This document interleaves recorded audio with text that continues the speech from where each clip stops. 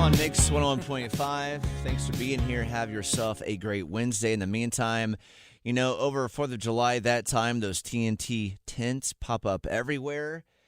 And now it's that time of the year where Spirit Halloween stores pop up all over the Triangle. Oh, and yeah, Sarah, they do. You went to one last night. How was the first experience of the 2024 Halloween season? This has become a tradition with my son and I. We go every year to get his Halloween costume. He always goes in with one idea, leaves with a different costume. No big deal.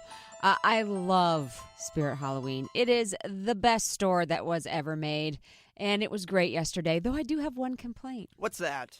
The complaint is last year they had a massive Beetlejuice home goods section. So much stuff. What do you mean home goods section? Like things you put in your house, like oh, I see. Just yeah, like not stuff, outside Beetlejuice stuff. themed stuff to put in your. I gotcha.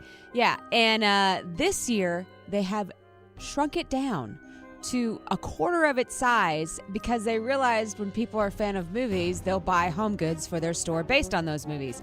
So now they've split up that giant section. Now it's got Halloween with Jason, you know.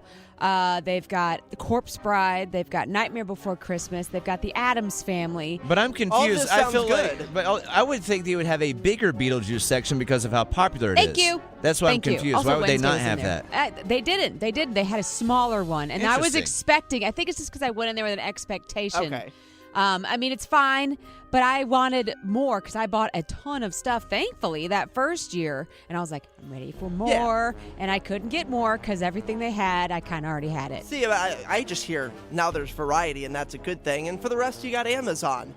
How many of these Spirit Halloweens are taking over former Bed Bath and Beyond? Well, Now I know that's the a one. thing. I know the one Sarah went to was a former Bed Bath and Was Beyond. it? Was It's the one at it? Pleasant Valley Promenade. Yeah, I off never Glenwood. really went to Bed Bath and Well, Beyond. now that in the it's first place. now that it's Not many other bankrupt. people did either. That's Sarah, the whole point. evidently. You know why? It's because anxiety hits you the second you walked in. Too much stuff. Anyway, sorry, Brian. Your point in all of this. Oh, no, it's just You're making an you observation. know, whenever one of these giant big box retailers goes out of business, Circuit City, some Best Buy, Radio Shack. Toys R Us, Radio Shack, not as big for a Spirit Halloween, but you know, it's always interesting. That's like the thing. It's like, all right, now that this big box retailer is gone, is the Spirit Halloween going to take over its identity? And the answer is most Yes. likely. Most Yes, likely next always. year. Yeah. So, Sarah, It's the congratulations. reincarnation. You have me fired up to go see a new, not new, but a Spirit Halloween. Always I've not a good been, time. It's funny. I was in that plaza a couple weeks ago, and I saw that had been open, and I'm like, oh, and I saw